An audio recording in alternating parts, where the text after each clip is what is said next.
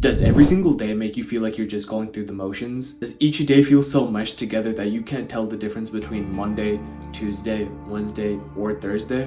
If you answered yes to any of these questions and you want to change your life immediately, in the sense of you want to add more meaning to your life, as the title of this video suggests, then please watch this video till the end, and for some of you, please watch it twice. And I just want to quickly note, when I say add more meaning to your life, I don't mean just making more money. I mean living a life with a sense of direction, a sense of purpose, and a reason to wake up in the morning. And with that being said, I just want to point out that the information that I'm going to share in this video has nothing to do with just affirmations, manifestations, visualizing success, and just stuff like that, where all of those things are just getting you to think positively and success will just come your way. And the information that I'm going to share is more of a lifestyle change, so there's actually more action behind it rather than just thinking more positive thoughts. So without further ado, let's hop right into the presentation deck. And as always, if you get any value from this video, please leave a like, comment, and subscribe. Alright guys, so welcome to the presentation. So let's get right into it. So how do we instantly add more meaning to our lives with this one single change that I was talking about? It's just like this. You must produce more than you consume. I'm going to say that again. You must produce more than you consume. And I'm going to break down exactly what this means. This is exactly the ratio for a good life, and it means you must give more than you can take. I don't just mean like in the sense of giving and taking. I don't just mean donations, like in the sense of just like giving to charity and stuff like that. While you definitely should do that, and I think those things will lead to a better life actually. In the context of what I mean giving and taking in regards to the marketplace. You think about the supply and demand in pretty much everything. Think about how many people there are on earth. There's 8 billion people, and there are so few people producing, and there's just so many people consuming. People are just on the stands being spectators, watching, commenting, and critiquing what other people are doing. Simultaneously though, they want more for their lives. They want more for their own lives, but end up doing nothing. They have no accomplishments of their own to be proud of, and all of their meaning in their lives comes from the validation or the somewhat connection to other people's accomplishments. Now you must be saying, oh, I work at a 9 to 5, so I must be producing, I am doing my work. And while that is kind of true in the sense you are producing something, you are likely producing something that you actually don't truly care about, and you're producing it once again for someone that you don't truly respect or care about either. Because you don't really like the work in your 9 to 5, this is what's causing you to consume, so that it can take your mind off of just this pressure and the work of doing things you don't like for 8 hours a day. Consumption just takes your mind off of the lack of meaning that comes from your 9 to 5. This is what causes you to scroll even while you're at work. This is what causes you to play video games for a couple of hours to unwind after the day. This is what causes you to watch Netflix again to wind down, or to take drugs, or to drink alcohol every single weekend. If you're doing all of these things once again to escape, that clearly shows that the production that you're doing right now isn't of meaning to you. So just because I say that you must produce more than you consume, what you produce is also super, super important. And I'm going to continue going on with this presentation and show you exactly what you should do. But first, I kind of want to go over what overconsuming does to you over time. And basically what's going on here is that you're training your brain to get satisfaction and fulfillment from taking rather than giving. And again, I mean this in a marketplace context. You have no real will to actually go out there and do the hard work that's required, because all of your validation from just consuming, by consuming, again, you're just taking in information, you're just taking in entertainment.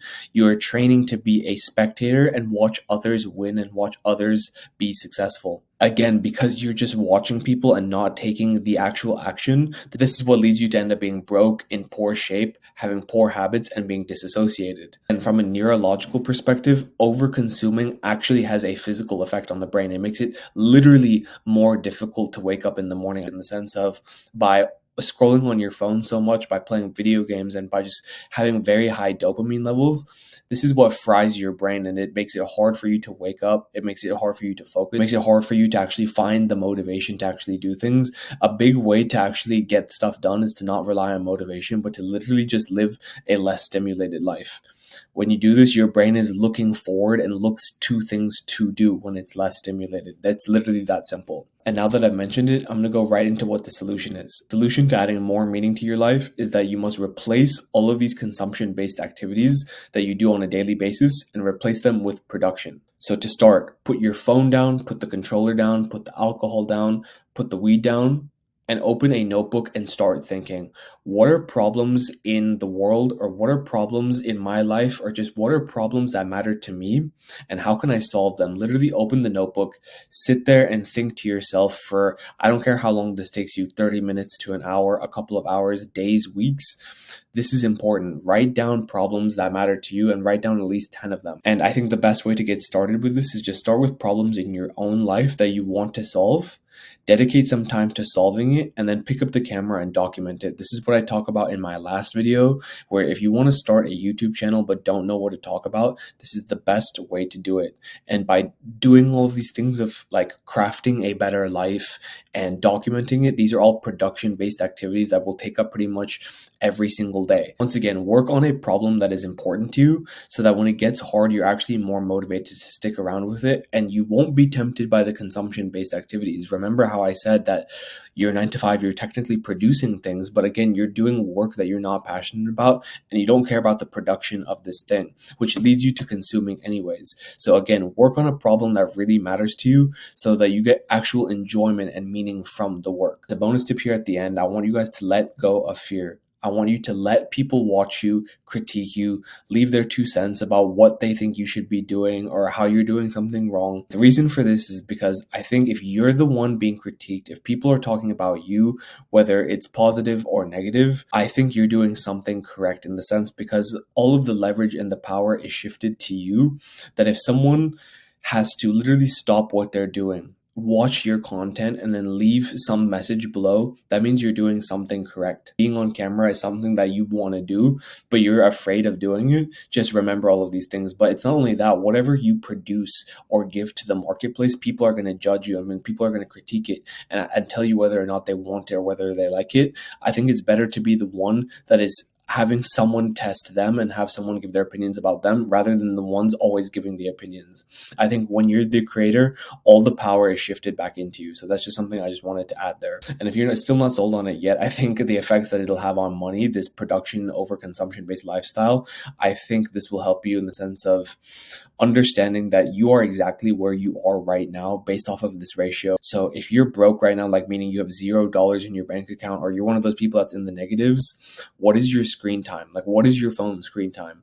How many hours of video games do you play every single day? Or how much Netflix do you watch? Those numbers are really, really high. There's your answer right there. You're just consuming instead of offering something to the marketplace. So instead, if you were to put all of that away and were to dedicate your entire life to producing rather than consuming daily, you would be very, very rich because you would be dedicating your entire life basically to solving problems and offering production, like offering something to the marketplace. The bigger problems you solve for people that you're also passionate about, the more money you're just going to make, because these problems are bigger and probably have more money and weight attached to it. You think about Amazon or you think about Tesla.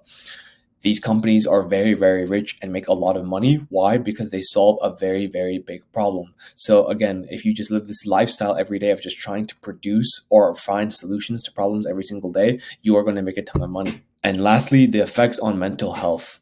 And I think if you're still not sold on why you should live this type of lifestyle and how it'll add meaning, I think this probably will be basically good mental health affects our perception, and perception is everything. Mental health is like the basis of how we see the world. When we feel good, we tend to see the world more positively. When we feel not good, it's the same way. And I put this little third bullet point here because I think it illustrates kind of the point that I'm getting at, where it says life is filled with objective truths and truths that are objective to us, and the latter is the only thing that really matters. All that really matters to us is how we see it. If we don't see it as good as it actually is, then that doesn't really matter what that objective truth is. By improving your mental health, you will improve your perception, and your perception is basically what leads you to a better quality of life. And the way that producing improves mental health is that it does it in 2 main ways. And the first way is that solving problems and producing for the marketplace every single day is hard. However, the brain responds very, very well to doing things hard long term. There's plenty of research that when our brain is challenged, our brains respond to that in a very positive way. However, in the moment though, it feels so uncomfortable that many people don't ever do it. So they always pick a life of ease and comfort, which ends up making them feel worse later in the future. And with this being said, once we complete a hard thing and we actually do it successfully, this boosts our self-esteem, which affects our perception. once we do these hard things, for example, if you end up doing a workout that's 45 to 50 minutes after you've never worked out, or it's been a very long time since you worked out, you're going to feel so good about yourself that you completed this workout because you did something very challenging that was difficult in the moment, but it paid off later in the end. So it boosts your self-esteem. And the second way that producing affects your mental health is that it makes us feel better knowing that we're helping other people. And there's also scientific research that shows that the area that lights up during sex lights up also in your brain when you give to others. So that same reaction that your brain gets to having sex happens when you give to other people as well. So you can just imagine how powerful that is when you are giving a solution to people and you make them feel better. Obviously, this goes beyond just donating and charity and stuff like that. But once you can actually give to the marketplace and you're not just taking from others all the time, this makes you actually feel good about yourself. So hopefully this made sense, and hopefully you can live this production over consumption based lifestyle. I hope you got a ton of value from this video as always, and if you did, please leave a like, comment, and subscribe. And if there's any type of content you want to see in the future, please also leave a comment below. And as always, I hope to see you guys in the next one. Peace.